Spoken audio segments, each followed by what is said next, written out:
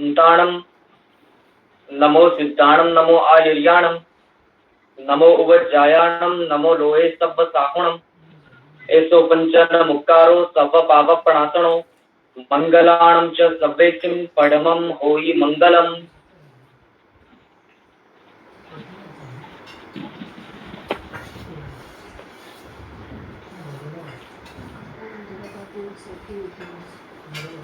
प्रणाम बधाने। गुणस्थानक नो विषय આપણે ચલાવી રહ્યા છીએ। ગુણસ્થાનકના વિષયની અંદર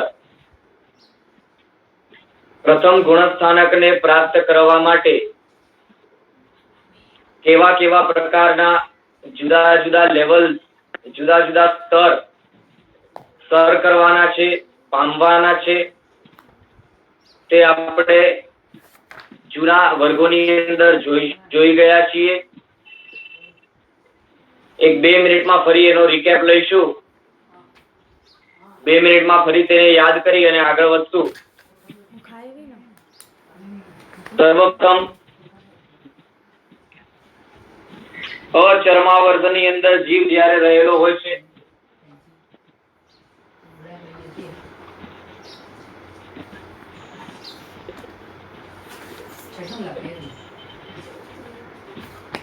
તો અચર્માવર્તની અંદર તેની અવસ્થા કેવી હોય છે તેને સમજાવતા કહે છે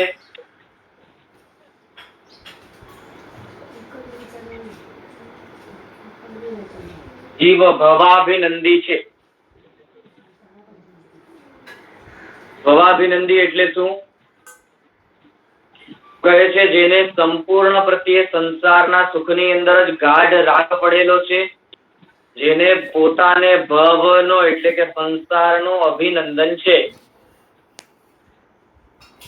તે સંસાર જ ગમે છે અને સંસારમાં જ રાચ્યો પાચ્યો રહેવાનું, એમાં જ તેને સંપૂર્ણ સાર લાગે માટે અચર્માવર્તનીપણું। ત્યારબાદ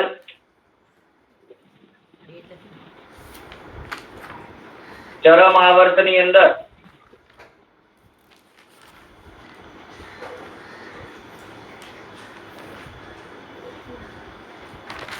ચરમાવર્તની અંદર પ્રવેશ કરવું હોય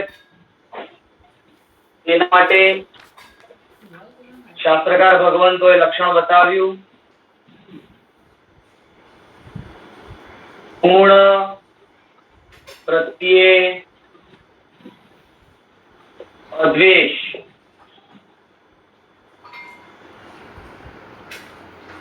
જે જીવને ચર્માવર્તની અંદર પ્રવેશ પામવું હોય તેને ગુણ પ્રત્યે અદ્વેષ અવશ્ય કેળવવાનું રહેશે। ગુણ પ્રત્યે અદ્વેષ કેળવવા દ્વારા જ જીવ ચર્માવર્તનની અંદર પ્રવેશ કરી શકે છે અને ચર્માવર્તને પ્રાપ્ત કર્યા બાદ જ જીવ અધ્યાત્મ જગતની અંદર આગળ વધી શકે તેવા પ્રકારની લાયકાત તે કેળવી શકે। એનાથી પહેલા એના જીવનમાં થતો ધર્મ એ અધ્યાત્મ જગતની અંદર એ ધર્મની ફૂટી કોડીની કિંમત પણ શાસ્ત્રકાર ભગવંતો લેખતા નથી। તો ફર્સ્ટ નંબરમાં અચર્માવર્ત ભવાભિનંદીપણું, ચર્માવર્તમાં પ્રવેશ કરવા માટે ગુણ પ્રત્યે અદ્વેષ। ત્યારબાદ આપણે સમજ્યા હતા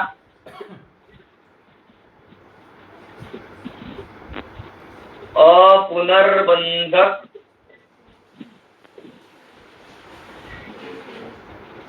દશા। અપુનર્બંધક દશા પ્રાપ્ત કરવા માટે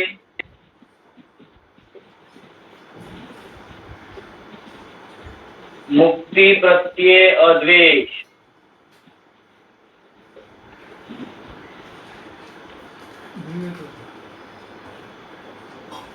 જે જીવ મુક્તિ પ્રત્યે અદ્વેષ લાવે છે તે જીવ અપુનર્બંધક દશાને પ્રાપ્ત કરે છે।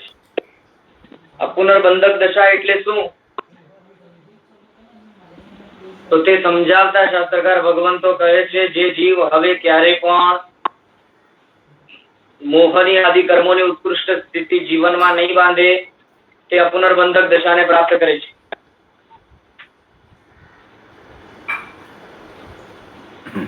ત્યારબાદ કહે છે 4th નંબર, ચરમ યથા પ્રવૃત્ત કરણ. ચરમ યથા પ્રવૃત્ત કરણ. આ દશા ક્યારે આવે? મુક્તિની જિજ્ઞાસા દ્વારા.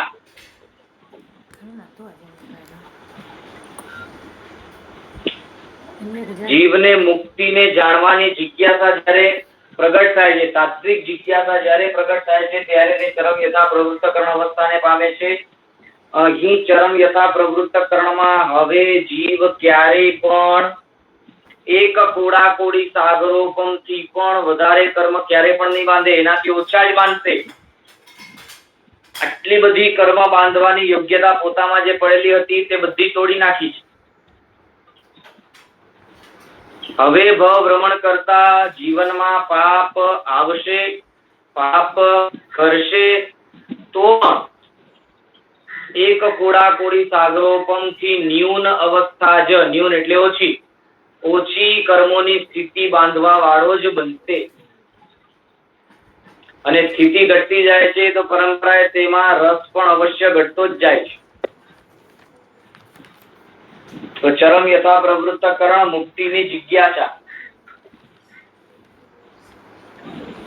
5મા નંબરે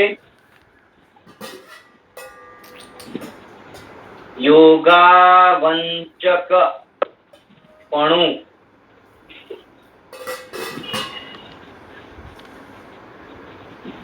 યોગાવંચકપણું.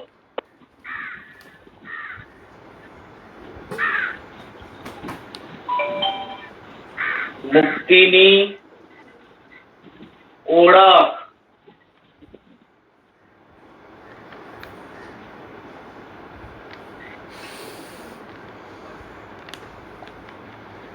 મુક્તિની ઓળખ, યોગાવંચકપણું. હવે જીવ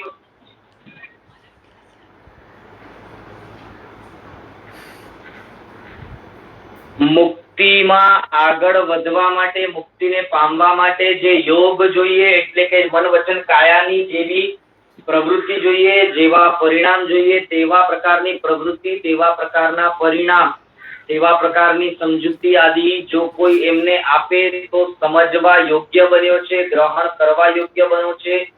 તે યોગ માર્ગને, યોગના સાધનને સમજી શકે, ઝીલી શકે, ગ્રહણ કરી શકે તેવા પ્રકારની અવસ્થા, તેવા પ્રકારની શક્તિ તેનામાં જાગૃત થઈ છે. એ યોગાવંચકપણું છે.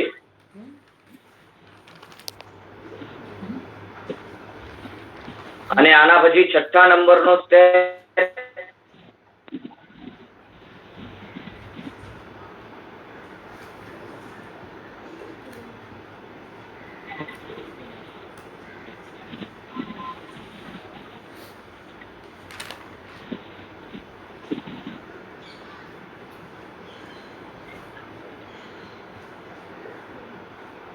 પ્રણિધાન. 6થા નંબરમાં પ્રણિધાન.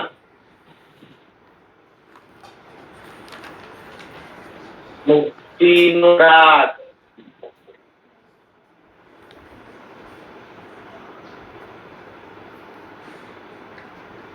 અહીંયા સુધી આપણે શીખ્યા છીએ, બરાબર. આનાથી આગળ હવે આ પ્રણિધાન એટલે કે મુક્તિના રાગ ને પ્રાપ્ત કરવાથી જીવ પ્રથમ દ્રષ્ટિને પ્રાપ્ત કરે છે, એટલે કે ખરેખર અહીંયાથી તેને મોક્ષ માર્ગમાં એન્ટ્રી મળે છે. તે બધી વાતો આપણે જાણી શક્યા છીએ. હવે આગળ પ્રણિધાનની અંદર મુક્તિનો રાગ જે છે તે મુક્તિના રાગની અવસ્થાની અંદર એટલે કે પ્રથમ દ્રષ્ટિની અવસ્થાની અંદર હજી કેવા કેવા પ્રકારની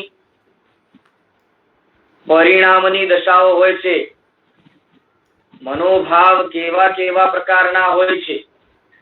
આ પ્રણિધાનને આપણે યોગ બીજ પણ કહીએ છીએ, અથવા તો બોધિ બીજ તરીકે પણ આ મુક્તિના રાગને આપણે ઓળખીએ છીએ.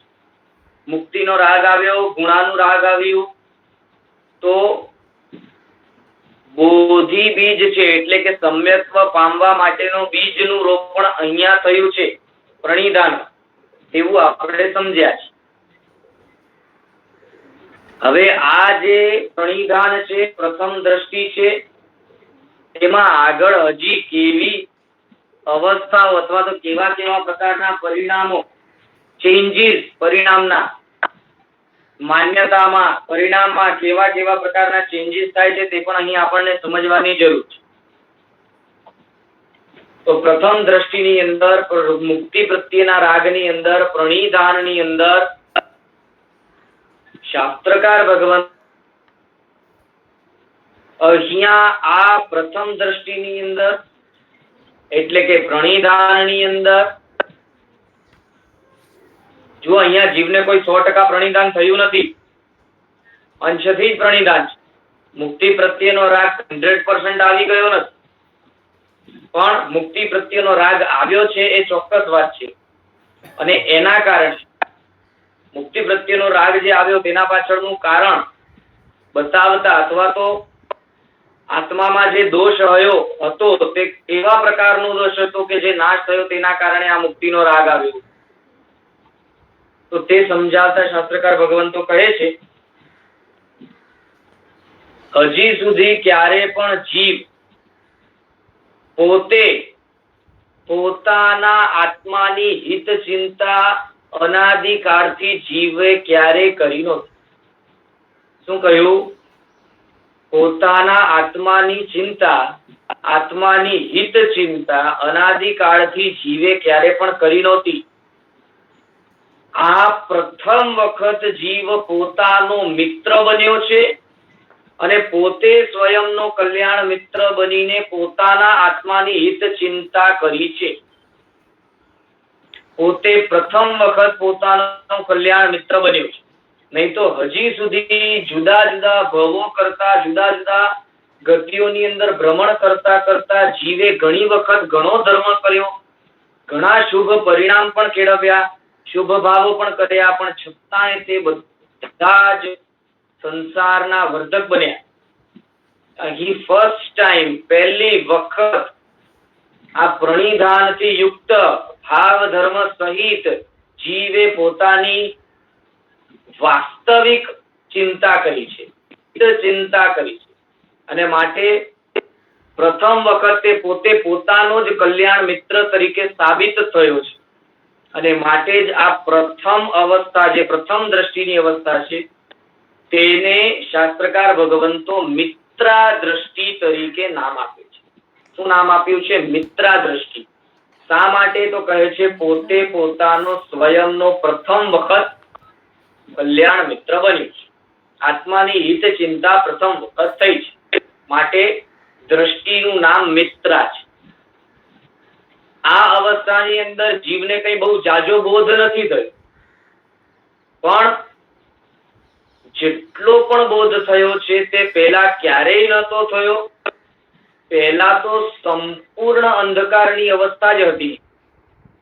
જ્યારે આ મિત્રા દ્રષ્ટિની અંદર જે બોધ થયો છે, જે આંશિક સમ્યક જ્ઞાન પ્રગટ થયું છે, તે કેવો છે? તો કે સંપૂર્ણ ઘોર અંધારાથી ભરેલા ઝરૂખામાં, ઘોર અંધારાથી ભરેલા એક મકાનમાં અગરબત્તી પ્રગટાવી અને આપણે એનો ભડકો ઓલાવી દઈએ. અગરબત્તી જે તે અગરબત્તી એને આપણે સળગાવીને એનો જે ભડકો છે, અગ્નિ છે, ઓલાવી દઈએ તો અગરબત્તી સળગતી હોય ત્યારે જેટલો પ્રકાશ દેખાતો, બસ તેટલો જ પ્રકાશ સંપૂર્ણ અંધકારની અપેક્ષાએ તેને થયો. છતાં પણ આનાથી પૂર્વે તો આટલો પણ પ્રકાશ નહોતો, પણ જીવનમાં પહેલી વહેલી વખત આટલો પણ પ્રકાશ એને થયો છે. માટે તેને પોતાનો જ મિત્ર, કલ્યાણ મિત્ર બન્યો, એવા પ્રકારની તેને ઉપમા તરીકે પ્રથમ દ્રષ્ટિનો રાખવામાં આવે. આગળ જતા કહે છે કે આ મિત્રા દ્રષ્ટિમાં આવ્યો એટલે સૌથી મોટામાં મોટો નડતર રૂપ જે દોષ હતો તે કયો હતો કે જે અહીંયા ખતમ થયો, અહીંયા આ અવસ્થામાં ગયો. એવો કયો દોષ હતો મોટામાં મોટો કે જે દોષ ન જાય તો બીજા અમુક કેટલા પણ દોષો આપણા જીવનમાં જતા હોય તો પણ તે દોષો જાય એની કોઈ કિંમત નહીં. એવો કયો દોષ કે જે દોષ અહીંયા આ પ્રથમ દ્રષ્ટિની અંદર આવવાની સાથે નાબૂદ થયો છે, ગયો છે? તો કહે છે ખેદ નામનો દોષ હતો જે ગયો છે. હવે આ ખેદ એટલે શું તે સમજાવતા શાસ્ત્રકાર ભગવંતો કહે છે કે ભાઈ હજી સુધી અનાદિકાળથી આ જગતમાં ચારેય ગતિમાં ભ્રમણ કરતો રહ્યો છે. ઘણી વખત ધર્મ સામગ્રી પણ પામ્યો છે, ઘણી વખત જીવે ધર્મ પણ કર્યું છે, છતાં પણ જ્યારે જ્યારે જે ગતિમાં જીવે તે ગતિની અંદર એ કરાતા ધર્મમાં મુક્તિ પ્રત્યે તો તેને બરાબર ખેદ હતું, અરુચિ હતી, કંટાળો હતો. સંપૂર્ણ માર્ગ પ્રત્યેનો બરાબર અરુચિનો ભાવ એને બેઠેલો. કરે ધર્મ પણ અંદરમાં તે ધર્મ પ્રત્યે કોઈ તાત્વિક રુચિ નહીં. ઉપર છેલ્લી રુચિ દેખાય, મોઢા ઉપર થોડી ઘણી ચમક પણ હોય, અમુક પ્રકારના ધર્મ અનુષ્ઠાન કરતો હોય ત્યારે તે ધર્મ અનુષ્ઠાન કદાચ બહુ સારી રીતે પણ કરતો હોય, એવા પણ કેટલા ભવો જીવે કરે. પણ તે ભવોની અંદર તે ધર્મ અનુષ્ઠાનની અંદર જીવે મુક્તિ પ્રત્યેની અકબંધ રાખી હતી. અને આ પ્રથમ દ્રષ્ટિની અંદર આવ્યો એટલે જીવના અંતરમાંથી અરુચિ જે હતી તે અરુચિ ગઈ. અરુચિનું જ અર્થ છે ખેદ, યોગ માર્ગ પ્રત્યેની અરુચિ. તો યોગ માર્ગ પ્રત્યેની, મોક્ષ માર્ગ પ્રત્યેની મન વચન કાયાથી થતી પ્રવૃત્તિ કે જે પ્રવૃત્તિ જીવને મોક્ષ સાથે જોડી આપે તેવા પ્રકારની પ્રવૃત્તિ પ્રત્યે અરુચિ હતી. તે અરુચિ અહીં મિત્રા દ્રષ્ટિને પામવાથી જીવના અંદરમાંથી અરુચિ નીકળે છે. અને માટે શાસ્ત્રકાર ભગવંતો કહે છે કે અહીં આ દ્રષ્ટિની અંદર, આ પ્રથમ નંબરની મિત્રા દ્રષ્ટિની અંદર હવે જીવ કોઈ નાનકડામાં નાનકડો પણ અનુષ્ઠાન કરે તો પણ એ શુદ્ધ ધર્મ તરીકે લેખાય છે. નિધાન નામના ભાવ ધર્મથી યુક્ત છે અને માટે પુણ્યાનુબંધી પુણ્યનું કારણ બને છે. અને અહીંયા આ અવસ્થામાં એના દ્વારા કરેલો ધર્મ એને પરંપરાએ મુક્તિ સુધી પહોંચાડી શકે તેવા પ્રકારની તાકાત આ ધર્મ, આ અનુષ્ઠાનમાં રહેલી છે. આનાથી પહેલા મણ જેટલા અનુષ્ઠાનો કર્યા હોય તો પણ અરુચિ વાળા હતા, માટે મોક્ષ સાથેની સાધનામાં આગળ વધારી શકે, જોડાણ કરાવી આપી શકે તેવું નહોતું. આ પ્રથમ વખત એવું બન્યું કે નાનકડો પણ અનુષ્ઠાન આ પ્રણિધાનથી યુક્ત અરુચિ નીકળી ગયું ના કારણે તત્વ પ્રત્યેનો અદ્વેષ અહીંયા જીવને પ્રાપ્ત થાય છે. મુક્તિ પ્રત્યેનો રાગ પ્રાપ્ત થાય છે એ તો છે જ, સાથે સાથે તત્વ પ્રત્યેનો અદ્વેષ. અહીંયા જીવને સ્પષ્ટ સમજણ આવી છે કે સંસારમાં જે સુખ છે તે ખરેખર સુખરૂપ નથી, તે તો દુઃખરૂપ જ છે. અને પોતાને સુખ પામવું છે એ પણ નિર્ધારિત છે, એ પણ નિશ્ચિત છે. હવે પોતાને સુખ પામવું છે તો પોતાને પામવા યોગ્ય શાશ્વત સુખ કેવો છે, ક્યાં છે તેવી મુક્તિ પ્રત્યેની જિજ્ઞાસા પણ તેને થઈ છે. અને આગળ જતા મુક્તિને ઓળખવા માટેનો પ્રયત્ન જે થયો તેના કારણે મુક્તિની ઓળખાણ થઈ, મુક્તિનો સુખ કેવો છે તેની સમજણ આવી. અને તે મુક્તિનો સુખ કેવો છે તેની સમજણ આવવાથી તેને મુક્તિ પ્રત્યે રાગ આવ્યો છે. હવે એને બરાબર સમજાય છે કે મુક્તિ મેળવવી હોય ને તો મુક્તિ મેળવવા માટે મને ખરેખર તત્વ શું છે અને અતત્વ શું છે તેને બરાબર જાણવું પડે. આ જગતમાં સત્ય શું છે, તત્વ શું છે તે જો હું ન જાણી શકું તો મુક્તિનો સુખ કે મુક્તિના માર્ગની અંદર આગળ વધવા માટે મને પ્રોત્સાહન અથવા તો શક્તિ અથવા તો પુરુષાર્થ કઈ રીતે પ્રાપ્ત કરી શકું, કઈ રીતે પ્રગટ કરી શકું? માટે તે સ્પષ્ટ સમજે છે કે હવે ભાઈ મુક્તિને પામવા માટે, મુક્તિના માર્ગમાં આગળ વધવા માટે તત્વ અને અતત્વ એને બરાબર સમજવો જરૂરી છે. આ જગતમાં સત્ય શું છે, તત્વ શું છે તે સમજાય તો જ જીવ આગળ મુક્તિ તરફ વધી શકે. અને માટે આવી સ્પષ્ટતા થવાના કારણે હવે તેને તત્વ પ્રત્યે અનાદિકાળથી જે દ્વેષ હતો ને, સત્યને ઓળખવામાં, જાણવામાં સત્ય જ ખરેખર સહાયક બની શકે છે, સત્ય જ ખરેખર જીવને મોક્ષ માર્ગમાં આગળ વધારી શકે છે તેવી માન્યતા હજી સુધી નહોતી. અને માટે તત્વ પ્રત્યે દ્વેષ પડેલો જે અહીંયા આ પ્રથમ દ્રષ્ટિની અંદર હવે એને નીકળે છે, જાય છે. તત્વ પ્રત્યે અદ્વેષ આવે છે અને તત્વ પ્રત્યે અદ્વેષ આવવાથી સાથે સાથે યમ નામનો એને પ્રથમ દ્રષ્ટિનો યોગ પ્રાપ્ત થાય છે. કદાચ વચનો બહુ આને સમજવું ઈઝી છે, ડિફિકલ્ટ નથી. મુક્તિનો રાગ આવ્યો. હવે જીવ સમજે છે કે મુક્તિમાં આગળ વધવા માટે તત્વ અતત્વની ઓળખ, તત્વને જાણવું, તત્વ પ્રત્યેની જે મારી દ્રષ્ટિ હતી એ ચેન્જ કરવાની છે. તત્વ પ્રત્યે તેને અદ્વેષ આવે છે અને તેના કારણે હવે આ જીવને 5 વ્રતો જે છે એ 5 વ્રતોને પાળવા રૂપ માર્ગ જ ખરેખર જીવનમાં મુક્તિ તરફ આગળ લઈ જઈ શકશે. એવા પ્રકારની ક્લેરિટી થવાના કારણે હવે 5 વ્રતો એને જીવનમાં ગમવા લાગે છે.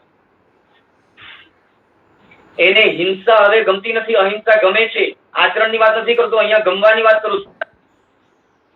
આચરણ ઓછે વત્તે અંશે પણ હોઈ શકે તેવું બને, પણ હવે તે જીવને હિંસા નથી ગમતી, અહિંસા ગમવા લાગે છે, જૂઠ નથી ગમતું, સત્ય ગમવા લાગે છે, અચૌર્ય ગમવા લાગે છે, ચોરી નથી ગમતી, ચોરી કરવા યોગ્ય નથી તે સ્પષ્ટ હવે તેને સમજાય છે, હિંસા કરવા યોગ્ય નથી તે સ્પષ્ટ સમજાય છે, જૂઠ બોલવા યોગ્ય નથી તે સમજાય છે, મૈથુન સેવવા યોગ્ય નથી, પરિગ્રહ કરવા યોગ્ય નથી, અપરિગ્રહ જ ખરેખર માર્ગ છે. આવા પ્રકારે 5 વ્રતો પ્રત્યે તેને હવે એના અંતરમાં અંશથી ગમો પેદા થાય. અંશથી હવે તેને આ 5 વ્રતો ગમવા લાગે છે. માટે હવે આ યમ એટલે કે 5 વ્રતો અહીંયા સમજવાના છે. યમ નામનો અંગ પ્રાપ્ત થયો એનો અર્થ શું? તો કે 5 વ્રતો પ્રત્યે હવે તેને ગમવાનો ભાવ આવ્યો છે. હવે 5 વ્રતો એને ગમે છે. અહીંયા એટલું સમજવાનું છે, 5 વ્રતો ગમે છે. એના જીવનમાં કદાચ એ વ્રતોની વિપરીતનું આચરણ હોય, એટલે કે અવ્રતોનું જીવનમાં સેવન પણ હોય ને, તો એ અવ્રતોનું એના જીવનમાં થતું સેવન એને ડંકે છે, એને ખેદ હવે એના પ્રત્યે છે કે આ ન થવું જોઈએ, આ ખોટું છે, આ ખરેખર માર્ગથી પાડનારું છે. એવા પ્રકારની બરાબર સમજણ એને બુદ્ધિમાં જ છે. કદાચ પોતે વિશેષ પ્રકારનો પુરુષાર્થ પોરવી શકતો નથી અને માટે હમણાંની દશામાં બહુ વધારે પડતું એના જીવનમાં કદાચ વ્રતોનું પાલન ન હોય, અને હોય પણ એવું પણ બને.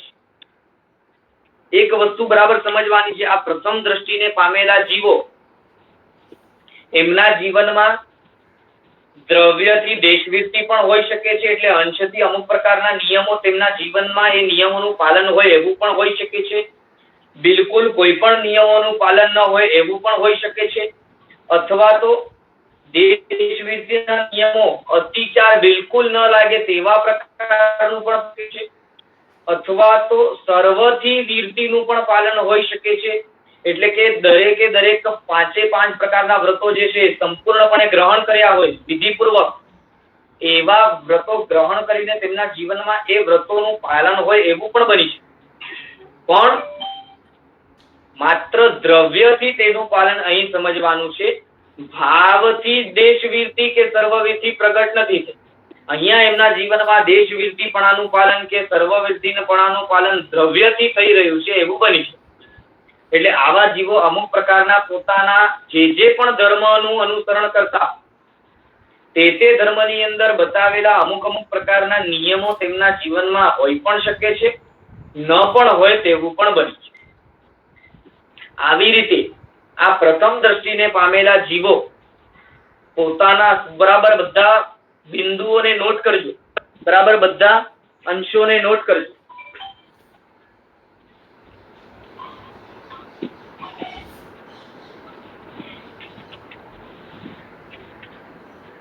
કદાચ આ વસ્તુઓ, આ વચનો પહેલી વહેલી વાર સાંભળ્યા હોય તો ન પણ સમજાય એવું પણ બની શકે છે.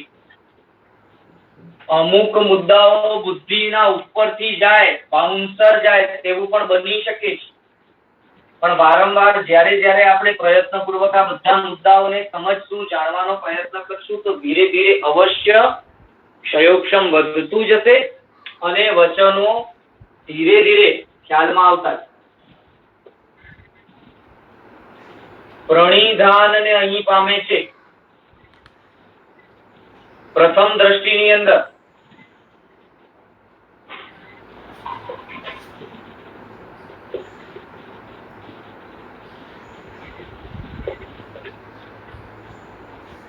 આ પ્રથમ દ્રષ્ટિનું નામ મિત્ર દ્રષ્ટિ.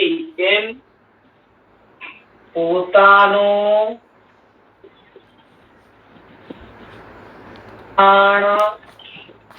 મિત્ર પ્રથમ વાર બન્યો છે. પોતે જીવ પોતાનો મિત્ર પ્રથમ વાર બન્યો છે. કલ્યાણ મિત્ર પ્રથમ વાર આત્માની હિત ચિંતા થઈ છે.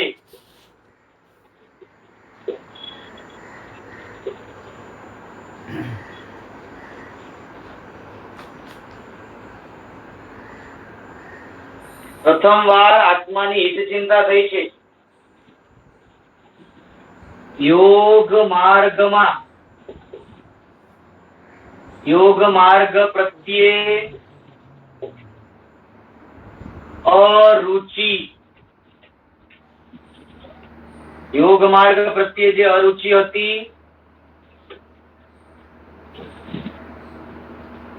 તે નાશ પામી. એટલે કે ખેદ દોષ ગયું.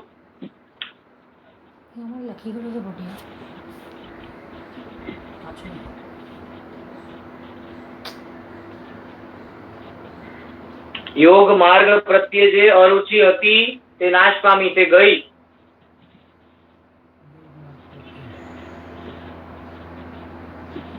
આગળ કહે છે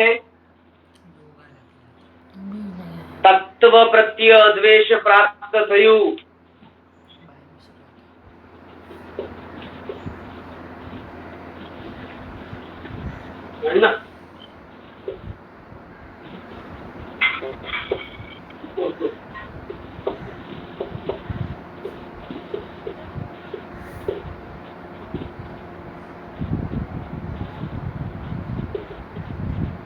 તત્વ પ્રત્યે અદ્વેષ પ્રાપ્ત થયું.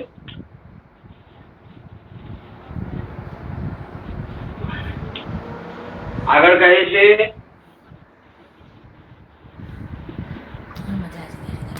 પાંચે વ્રતો ગમે છે.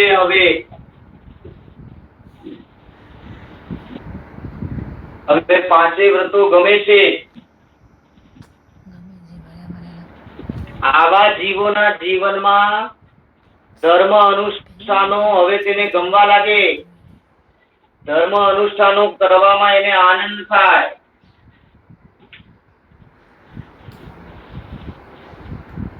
તો આવા બધા મુખ્ય ફેરફારો એના જીવનમાં આવતા જાય છે. હજી અમુક વિષયો આગળ આવતા જશે. આજ પ્રથમ દ્રષ્ટિની અપેક્ષાએ પ્રથમ દ્રષ્ટિના સંદર્ભમાં હજી ઘણી બધી બાબતો, ઘણી બધી વાતો આવશે. ચલો આજ માટે આપણે આ વિષય અહીં મુલતવી રાખીએ અને પ્રશ્નોત્તરી તરફ આગળ વધીએ. જેમને જેમને પ્રશ્ન હોય તેઓ પ્રશ્ન પૂછી શકશે.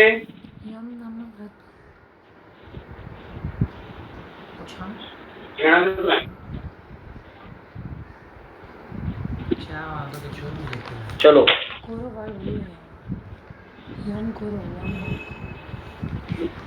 એક પ્રશ્ન છે, પૂતગલ પરાવર્તન કાળની વ્યાખ્યા પણ બોર્ડ પર લખશો તો ઈઝી થઈ જાય આગળ આની સાથે સમજવા. પૂતગલ પરાવર્તન કાળની વ્યાખ્યા ઠીક છે, આપણે પૂતગલ પરાવર્તન કાળની વ્યાખ્યા પણ લઈ લઈશું બોર્ડ ઉપર. ત્યાં સુધી આપણે બીજા પ્રશ્નો જોઈએ. એ પૂતગલ પરાવર્તનની વ્યાખ્યા પણ આપણે અવસરે બોર્ડ ઉપર લઈ લઈશું. ઇન્દ્રિય સુખ, દેહનું સુખ, માનસિક સુખ, આપે કોઈ કીધું હતું પહેલા એક બાર ફરી રિપીટ કરશો. દેહનું સુખ જુદું છે, ઇન્દ્રિયનું સુખ જુદું છે, મનનું સુખ જુદું છે, બરાબર છે. દેહને અને ઇન્દ્રિયને જે સુખ પ્રાપ્ત થાય છે તે પૌદ્ગલિક વસ્તુઓમાંથી પ્રાપ્ત થાય છે. એમાં પણ વળી ઇન્દ્રિયોને પોતપોતાના વિષયની અનુકૂળતાનું સુખ પ્રાપ્ત થાય છે. જેમ કે આંખોને સ્પેસિફિક અમુક પ્રકારના કલરો, ડિઝાઇનો વગેરે ગમે. કાનને સુંદર સુમધુર વચનો હોય, અવાજ હોય, સ્વર હોય તો ગમે. નાકને સુગંધ હોય તો ગમે. મીઠો ખારવાદી રસ હોય તો જીભને ગમે. ચામડીને એટલે કે સ્પર્શને મુલાયમ સ્પર્શ હોય, સ્નિગ્ધ અનુકૂળ સ્પર્શ હોય, ઉષ્ણ સ્પર્શ હોય, ગરમ આદિ સ્પર્શ હોય તો ગમે. તે રીતે જુદા જુદા વિષયો વ્યક્તિગત રીતે જુદા જુદા જીવોને ગમતા હોય છે તો તે પૌદ્ગલિક વિષયો છે. એવી રીતે એના જુદા જુદા સુખને જુદું જુદું સમજવું. મનને તો શાંતિ ગમે, બેચેન ન હોય તો તેને સુખ ગમે. તેવા પ્રકારનું સુખ તેને ગમે. એટલે મન શાંત ઉપશાંત હોય, બેચેન ન હોય તો તે સુખને ભોગવી શકે.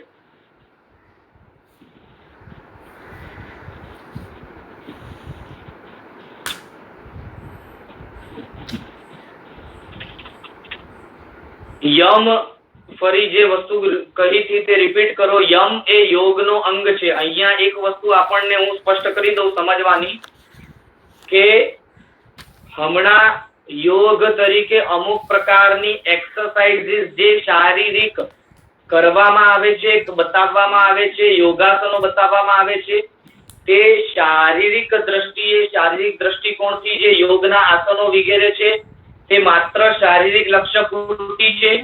અહીંયા આપણા શાસ્ત્રકાર ભગવંતોએ યોગને ખરેખર આત્મા સાથે જોડીને બતાવ્યું છે.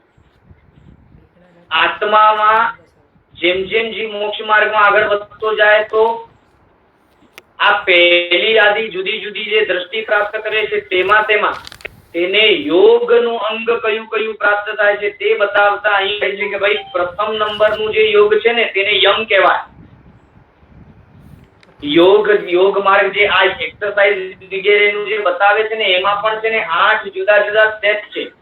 તે રીતે અહીંયા આત્માનો જે યોગ છે, આત્માનો જે વિકાસ છે તેના પણ 8 જુદા જુદા સ્ટેપ બતાવે. તેમાંથી સર્વપ્રથમનો સ્ટેપ છે આ યમ છે. યમ તો જે યમ છે ને એ યમનો અર્થ છે 5 પ્રકારના વ્રતો ગમવા, 5 પ્રકારના વ્રતો પ્રત્યેની રુચિ. અહીંયા એક વસ્તુ બહુ વધારે પડતી ક્લિયર કરવા જેવી છે, એ અવશ્ય હું ક્લિયર કરી દઉં. અહીં અહિંસા ગમે છે અને હિંસા નથી ગમતી એનો અર્થ એ નથી કે સ્થૂલ પ્રકારની અહિંસા ગમે છે ને અમુક પ્રકારની અહિંસા નથી ગમતી, તેવું તૂટલું ફૂટલું વ્રત અહીં લેવાનું નથી. અહીંયા તો સ્પષ્ટ સમજવાનું છે કે એની જો મોટી હિંસાઓ ન ગમતી હોય, જેમ કે કદાચ કોઈ પંચેન્દ્રિય આદિ જીવોનું વધ થતું હોય આવું હોય અને કદાચ એના જીવનમાં જે સૂક્ષ્મ હિંસાઓ થતી હોય, એકેન્દ્રિય આદિની જે હિંસાઓ થતી હોય, તો તેના મનમાં એવું હોય કે આટલું ના કરીએ તો જીવી થોડી શકાય, આ જીવનમાં આટલી તો હિંસા થવાની છે ને આ હિંસા તો બરાબર યોગ્ય છે ને આટલી તો ચાલે ને, આવું ના હોય. એના જીવનમાં હિંસા થતી હોય એને સ્પષ્ટપણે ખબર હોય છતાં પણ એવા પ્રકારની હિંસા પ્રત્યે પણ હવે તેને ગમો નથી. એ હિંસા પણ એને હિંસા જ લાગે છે અને નહીં કરવા યોગ્ય જ લાગે. એના જીવનમાં એ હિંસા થતી હોય એ બીજી વાત છે, પણ હવે તેના જીવનમાં આ સૂક્ષ્મ વગેરે હિંસા પણ જેટલા અંશે હિંસાને સમજ્યો, જે અંશે અહીંયા જો પહેલા નંબરની દ્રષ્ટિની અંદર કઈ બહુ સૂક્ષ્મ બોધ પ્રાપ્ત નથી થયો, બહુ સ્થૂળ બોધ છે, પણ એ બોધ જેટલો પણ મળ્યો છે તેટલા અંશે એ હિંસા જેટલી પણ એને સમજાય છે તે બધી હિંસા હવે તે હિંસા તરીકે સમજે છે, માને છે અને તેને નહીં કરવા યોગ્ય જ લાગે છે. બીજી બાજુમાં એટલું પણ સમજવું કે હવે છે ને આના જીવનમાં જેમ જેમ બોધમાં તે આગળ વધતો જશે, જેમ જેમ એને ખબર પડતી જશે કે અચ્છા આને પણ હિંસા કહેવાય, આને પણ હિંસા કહેવાય, આને પણ હિંસા કહેવાય, તો જે વસ્તુ એને હિંસા તરીકે સમજાતી જશે તે વસ્તુને તત્ક્ષણે તે હવે હિંસા સ્વરૂપે સ્વીકાર કરવા અને એ હિંસા છે તો નહીં કરવા યોગ્ય છે તેવા પ્રકારે કૃત કરવાની હવે એનામાં શક્તિ, તાકાત, તૈયારી બધી અવેલેબલ છે. એવી રીતે બધા વ્રતો માટે સમજ, જે માત્ર હિંસા માટે આપણે જે વાત કરી તે જ રીતે બધા વ્રતો માટે અહીં સમજવાનું છે.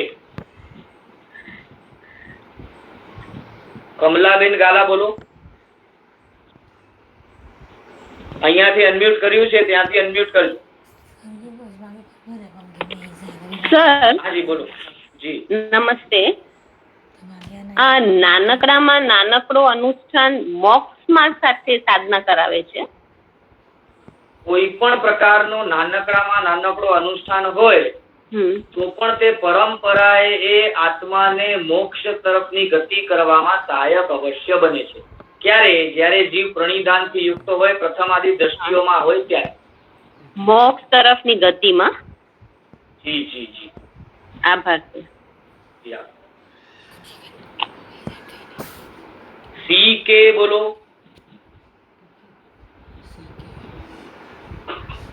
પ્રણામ ગુરુજી. જી પ્રણામ. ગુરુજી, અહીંયા દ્રષ્ટિ એટલે શું? દ્રષ્ટિકોણ લેવાનું એટલે થોડું સમજાવો ને. નહીં, દ્રષ્ટિ એટલે દ્રષ્ટિકોણ નહીં લેવાનો. દ્રષ્ટિ એટલે સમજણ અથવા તો બોધ લેવાનો. સમ્યક દર્શન, સમ્યક જ્ઞાન અને સમ્યક ચારિત્ર ત્રણેયનું એકીકરણ જ્યારે થાય ત્યારે જીવને હેય, ઉપાદેય અને જ્ઞેય રૂપી બુદ્ધિ બરાબર ક્લિયર થાય. એટલે મારા જીવનમાં મને છોડવા યોગ્ય શું છે, જાણવા યોગ્ય શું છે, ગ્રહણ કરવા યોગ્ય શું છે તેની બરાબર એને સ્પષ્ટતા થાય. તો તે સ્પષ્ટતા જે છે ને તે અહીં આ પ્રથમ દ્રષ્ટિની અંદર અંશથી આવી છે, માટે તેનું નામ મિત્રા દ્રષ્ટિ આપ્યું. અને અહીંયા માત્ર તૃણ જે હોય ને, ઘાસ જે હોય ને, ઘાસ બળતો હોય તો ઘાસ બળતો હોય ત્યારે તેની રોશની કેટલી હોય, બરાબર તેટલી નાનકડી રોશની પ્રમાણનો જ તેને બોધ થયો છે. હે ઉપાદેયની સમજ આવી છે. તો તે હે ઉપાદેયનું બોધ, હે ઉપાદેયની સમજ જે છે તે અહીંયા દ્રષ્ટિ તરીકે સમજવાની છે. બરાબર છે? જ્યોતિબેન શાહ બોલો.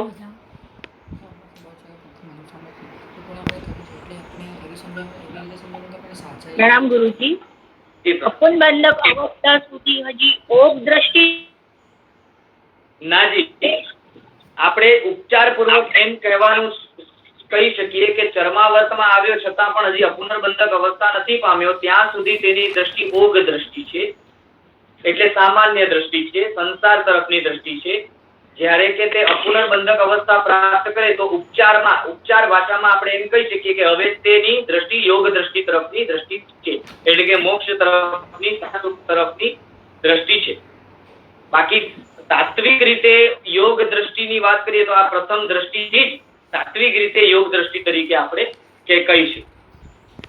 એટલે એના માટે પ્રણિધાન આવવું ચોક્કસ જરૂરી છે. Okay, thank you.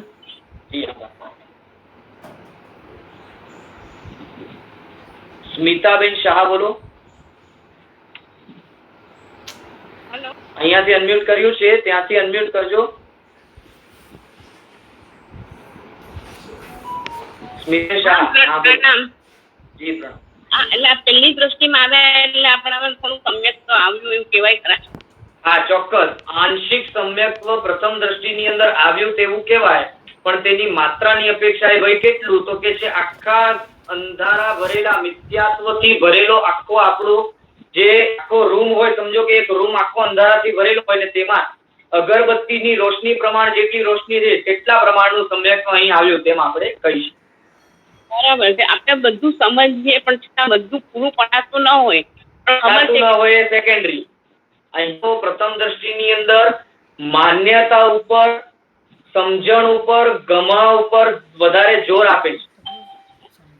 પડાતું ન હોય કદાચ, હા, પડાતું ન હોય એમાં પણ એટલું સમજવું કે અહીંયા પ્રથમ દ્રષ્ટિને પામેલો જીવ પણ એના જીવનમાં જેટલી એની યથાશક્તિ હોય તે શક્તિ અનુસાર જીવનમાં અવશ્ય એવું અમે નક્કી કરી શકીએ ને કે ભાઈ મેં મારું યથાશક્તિ ત્યાં કર્યું છે. મારા આત્માની દ્રષ્ટિએ હું વિચારું કે ભાઈ મારે અહીંયા હવે ક્રોધ નથી જ કરવો, અને છતાં એક ક્ષણ એવી આવી જાય કે મારે ઉગ્ર થઈને બોલી લેવું પડે કે ભાઈ હવે બસ કરો. હા, તો એ મારું શું કહેવાય, એને આર્તે ધ્યાન કહેવાય.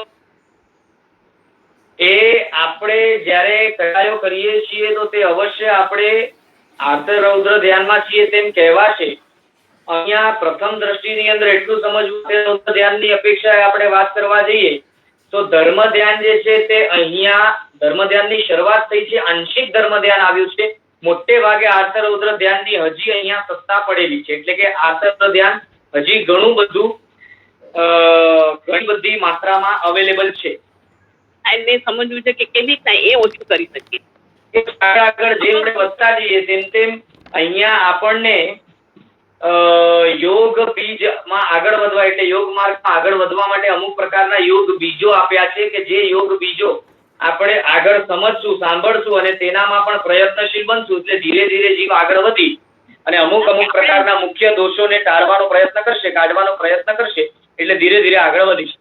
એટલે આપણે સમજણ આવી છે, પણ હવે આગળ કેવી રીતના, કારણ કે ઉંમર થઈ, તમારે ફાસ્ટ કેવી રીતના વધવું છે, કેવી રીતના આપણે જેમ જેમ આ જે આપણા વર્ગો ચાલે છે એમાં આગળ વધતા જશું ને તેમ તેમ તેમાં તેની સમજ દરેક વર્ગમાં આવતી જશે. પ્રણામ, આભાર. જી આભાર. ચિકિતાબેન બોલો.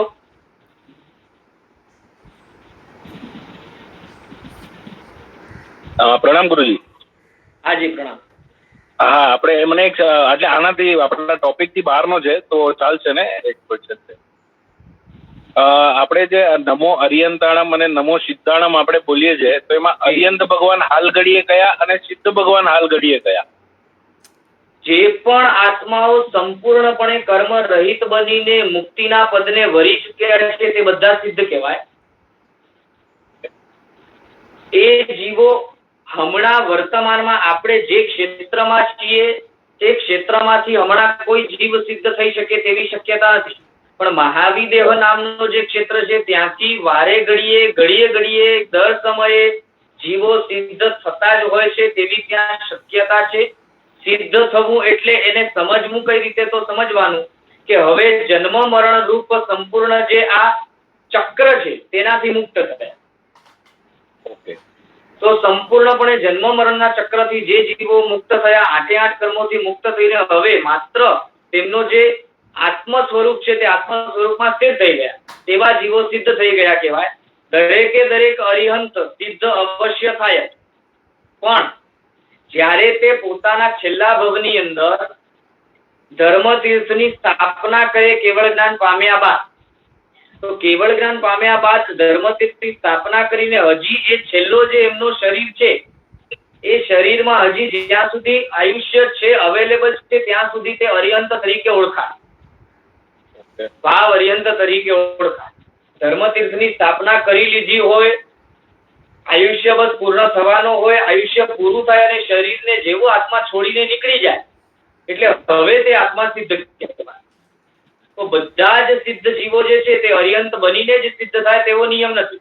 જે જીવો અમુક પ્રકારનું સ્પેસિફિક પુણ્ય ભોગવવા માટે છેલ્લા ભવની અંદર અરિહંત તરીકે જન્મીને ધર્મતીર્થની સ્થાપના કરે ને તે જ જીવો અરિહંત તરીકે કહેવાય. તો હમણાં વર્તમાનમાં મહાવિદ્ય ક્ષેત્રની અંદર સિમંદર સ્વામી, જુગમંદર સ્વામી, બાહુ સ્વામી, સુબાહુ સ્વામી વગેરે તીર્થંકરો 20 જુદા જુદા છે કે વર્તમાનમાં છેલ્લા ભવની અંદર તે હમણાં શરીર ધારણ કરીને રહ્યા છે. તેમનો જ્યારે મોક્ષ થશે એટલે શરીર જ્યારે આત્મામાંથી છૂટી જશે તો તે પણ સિદ્ધ થઈ. ઓકે, એટલે હમણાં સમજો મારે એમ સમજો, અત્યારે હું નવકાર મંત્ર બોલું કે નમો અરિયંતાણમ નમો સિદ્ધાણમ, તો હું કોને હું પ્રણામ કરી રહ્યો છું? એટલે મારે વિચારમાં શું લેવાનું? એટલે સિદ્ધ ભગવાન કયા? એટલે કોઈ એક બે નામ હોય તો, અને અરિયંત ભગવાન જે તમે કીધું એ પ્રમાણે જે મહાવિદ્ય ક્ષેત્રમાં છે અત્યારે. જો એક વસ્તુ અહીંયા આપણને સમજવાની છે કે જ્યારે પણ આપણે નવકાર મંત્રનું ચિંતન મનન કરતા હોઈએ કે નવકાર મંત્રને ગણતા હોઈએ ત્યારે આપણે જે પદ બોલતા હોઈએ ને તે પદની અંદર કોઈ વ્યક્તિને નમસ્કાર કરવામાં નથી. તે પદની અંદર તે પદને જે વ્યક્તિઓ પામ્યા છે તે પદમાં તેમનામાં જે ગુણો અવેલેબલ છે, જે ગુણો આવ્યા છે તે ગુણોને આપણે નમસ્કાર કરીએ છીએ. એટલે અહીંયા એટલું સમજવાનું, જાણવા માટે, ખાલી જાણવા માટે કે હું કોને નમસ્કાર કરી રહ્યો છું એમ. જી, તો અહીંયા એટલું સમજવાનું કે જ્યારે આપણે નમો અરિહંતાણમ બોલીએ છીએ ને તો જેટલા પણ જીવો ભૂતકાળમાં અરિહંત તરીકે થઈ ગયા છે, વર્તમાનમાં અરિહંત તરીકે વિચરી રહ્યા છે અને ભવિષ્યમાં પણ જે જીવો અરિહંત તરીકે થશે તે બધા જીવોને અહીં નમો અરિહંતાણમ પદની અંદર નમસ્કાર કરવામાં આવે છે. Okay okay. અને નમો સિદ્ધાણમ જ્યારે બોલીએ તો ભૂતકાળની અંદર જેટલા પણ જીવો સંપૂર્ણપણે કર્મ રહિત થઈને જન્મ મરણની યાત્રાને હવે ખપાવી ચૂક્યા છે, હવે ક્યારે પણ તેમનો જન્મ મરણ થવાનો નથી એવી અવસ્થાને પામ્યા છે, તે ભૂતકાળમાં વર્તમાનમાં થઈ રહેલા અને ભવિષ્યમાં થનારા બધા જ સિદ્ધ ભગવંતોને ત્યાં નમસ્કાર કરવામાં આવે છે. ઓકે, થેન્ક યુ ગુરુજી. જી જી, આભાર. પ્રીતિબેન બોલો. અચર્મા વ્રતમાં જીવ ભવાભી નથી હોય સ્થિતિ કેવી હોય? ફરી રિપીટ કરો. અચર્મા વ્રતમાં જીવની જે ભવાભી નથી સ્થિતિ હોય એ કેવી એક્ઝેક્ટલી નહીં? એટલે ભવાભિનંદીની સ્થિતિમાં એટલું સમજવું કે જીવ ગાઢ મિથ્યાત્વી છે. કેમ કે ગાઢ મિથ્યાત્વી છે એના પાછળનું કારણ છે કે એ જે પણ જીવનમાં પ્રવૃત્તિ કરે છે ને તેના પાછળનું આશય એનું એક જ છે, એને ભૌતિક સુખમાં જ રસ છે. એટલે એના દ્વારા થતી મન વચન કાયાની જે પણ પ્રવૃત્તિ છે, પછી તે ભલે ધર્મ અનુષ્ઠાન પણ કેમ ન હોય, તે ધર્મ અનુષ્ઠાન પણ એના જીવનમાં જે થાય છે તે પણ આખરે ભૌતિક જગતનું સુખ પામવા માટેની દ્રષ્ટિથી જ થાય છે. તો સંપૂર્ણપણે ભૌતિક જગતની અંદર પ્રાપ્ત થતા સુખ પ્રત્યેનો ગાઢ રાગ લઈને જે બેઠો છે તેને અહીં ભવાભિનંદી તરીકે ઓળખાવામાં આવે. અને એક બીજું હતું કે જીવ જ્યારે યમ અંગ પ્રાપ્ત કરે છે તે દ્રવ્યથી જ હોય છે કે ભાવની તરતમતા હોય છે? તેને યમ અંગ પ્રાપ્ત કરે છે. અહીંયા ખાસ સમજવાનું છે કે 5 વ્રતો હવે તેને જીવનમાં આચરવા યોગ્ય લાગે છે. આચરી કેટલું શકતું નથી, આચરી શકે છે કે નથી આચરી શકતો છે એની વાત છે, પણ એને અહીંયા એટલું સ્પષ્ટ થયું છે કે મારા જીવનમાં હવે જો મને મુક્તિના સુખ તરફ કોઈ પહોંચાડી શકે ને તો તે આ જ માર્ગ છે, આના સિવાય આ જગતમાં કોઈ બીજો માર્ગ છે જ. એવા પ્રકારની બરાબર એને સમજણ અહીંયા પેદા થઈ અને એના કારણે 5 વ્રતો હવે તેને ગમવા લાગ્યા. તો અહીંયા સ્પષ્ટપણે ગમવાનો અર્થ જ એ છે કે અહીંયા કદાચ એના જીવનમાં આચરણ ઓછું વધતું હોય પણ આચરવા યોગ્ય તો ચોક્કસ લાગ્યા છે. બરાબર? જી, ચલો હવે આજે આપણે આટલા અહીંયા સુધી રાખીએ.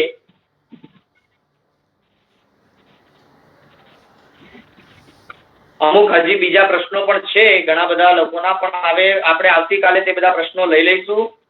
જીનાજ્ઞા વિરુદ્ધ બોલાયું હોય તો મિચ્છામિ દુક્કડમ. સર્વમંગલ મંગલ્યમ સર્વ કલ્યાણ કારણમ પ્રધાનમ સર્વ ધર્માણામ જૈનમ જયતિ શાસનમ જીન શાસન દેવ કી જય. પ્રણામ બધા.